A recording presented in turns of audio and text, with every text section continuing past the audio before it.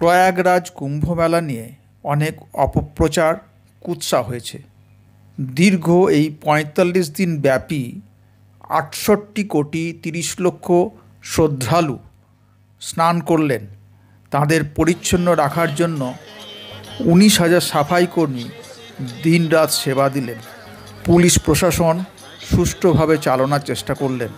একদিনে অসংগঠিত কয়েক কোটি মানুষ, আবাল বৃদ্ধ নরনারী পৃথিবীর বিভিন্ন প্রান্ত থেকে ছুটে আসছেন। তেমনি ভারতবর্ষের আসমুদ্র হিমাচল থেকেও আসছেন। এই বিপুল জনস্রোতকে নিয়ন্ত্রণে রাখা এক দুরূহ ব্যাপার। এই অসংগঠিত জনস্রোত পুণ্য অর্জনের নিমিত্ত স্নান করতে চাইছেন এবং নিজেদের পাপ মুক্ত হতে চাইছেন। এ এক অলীক মানসিকতা। পাপ স্খলন হয় কি?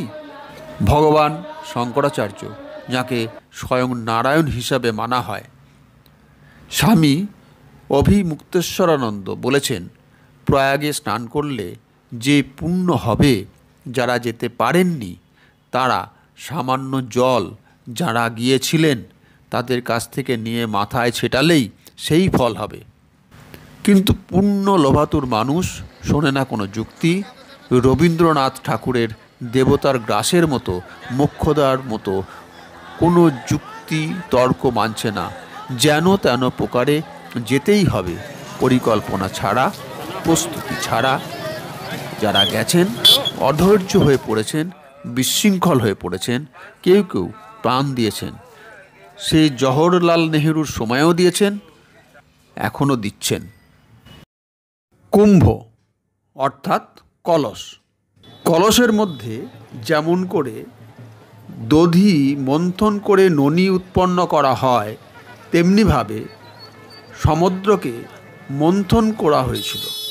সমুদ্রের মধ্যে ভেষজ গাছ লতা ইত্যাদি মথিত হয়ে অমৃত সৃষ্টি হয়।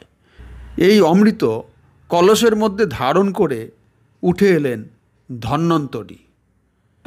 এর আগে যে সকল অমূল্য সম্পদ উঠেছিল তা এখানে আলোচ্য বিষয় নয়। দেবকুল কৌশল করে অসুর ও সর্পকুলকে সঙ্গে নিয়ে অমরত্ব লাভ করার লালসায় সমুদ্র মন্থন করতে অসুর ও সর্পকে রাজি করায়। সকলেই সমানভাবে অমৃত পাবে এমনই অঙ্গীকারবদ্ধ হয়ে সমুদ্র মন্থন শুরু হয়। অমৃত ভাণ্ড উঠে আইলে অসুরকুলের হাতেই অমৃত ভাণ্ড প্রদান করা হয়। কিন্তু পালনকর্তা বিষ্ণু চাননি অমৃত অন্য কেউ পাক। তাই তিনি কৌশলে ইন্দ্রপুত্র জয়ন্তকে দিয়ে অমৃত কুম্ভ নিয়ে পালাতে নির্দেশ দেন। জয়ন্ত ওই কুম্ভ নিয়ে বিভিন্ন জায়গায় দৌড়াতে থাকেন আর কুম্ভ থেকে অমৃত চলকে পড়তে থাকে। মোট 12 বার অমৃত চলকে পড়েছিল। তার মধ্যে 8 বারই পৃথিবীর বাইরে পড়েছিল।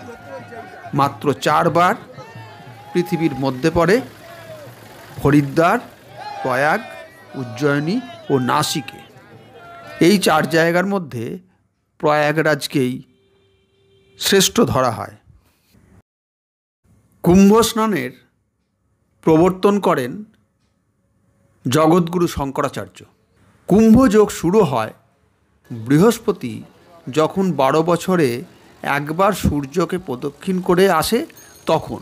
অর্থাৎ সূর্যকে একবার প্রদক্ষিণ করতে বৃহস্পতির সময় লাগে 12 বছর। আর 12 গুণিতক 12 144 বছর পর পর মহাকুম্ভ অনুষ্ঠিত হয়। বৃহস্পতি যখন বৃষ রাশিতে তখন প্রয়াগে কুম্ভ হয়। বৃহস্পতি সিংহ রাশিতে গেলে নাসিকে কুম্ভ হয়। বৃহস্পতি কুম্ভ রাশিতে থাকে এবং সূর্য মেষ রাশিতে প্রবেশ করলে তখন হরিদ্বারে কুম্ভ হয়। এসব হচ্ছে জ্যোতিষশাস্ত্রের হিসাব। হরিদ্বার ও প্রয়াগরাজে অর্ধকুম্ভ ও পূর্ণকুম্ভ উভয়ই হয়। তীর্থ কথাটি বেদে ব্যবহার হয়েছে পথ ও নদী হিসাবে, যাকে পেরিয়ে যেতে হয়। যজ্ঞের আয়োজনে বিশাল সম্ভার লাগে, সকলের পক্ষে যোগ্য করা সম্ভব নয়। পরিবর্তে তীর্থগমন ও স্নান যজ্ঞের থেকেই বেশি পুণ্য, এটি একটি মাহাত্ম্যক্ষেপণ মাত্র। নৃসিংহপ্রসাদ ভাদুরী মহাশয় কুম্ভ সম্বন্ধে আলোচনা করতে গিয়ে প্রমাণ দিয়েছেন মহাভারত, রামায়ণ, পুরাণে এই প্রয়াগ কুম্ভ মেলার সঙ্গে অমৃত কুম্ভ যা সমুদ্র থেকে উঠে এসেছিল তার কোনো যোগ নেই। ভবিষ্য পুরাণে শুধুমাত্র যাকে আধুনিক পুরাণ বলা হয় সেখানে মহোৎসবের কথা বলা হয়েছে। সঙ্গমে গঙ্গা, শিপ্রা ইত্যাদি নদীতে স্নান করলে যজ্ঞের ফল মেলে, কিন্তু কখনোই পাপ মুক্ত হয় না। গঙ্গা দ্বারে প্রয়াগচ ধারা গোদাবরী তটে এখানে অমৃত পতিত হয়েছিল, কিন্তু মহোৎসবের কথা, মেলার কথা বলা হয়নি। পরে তীর্থ মাহাত্ম্য, তীর্থের মহিমা কীর্তন হয়েছে।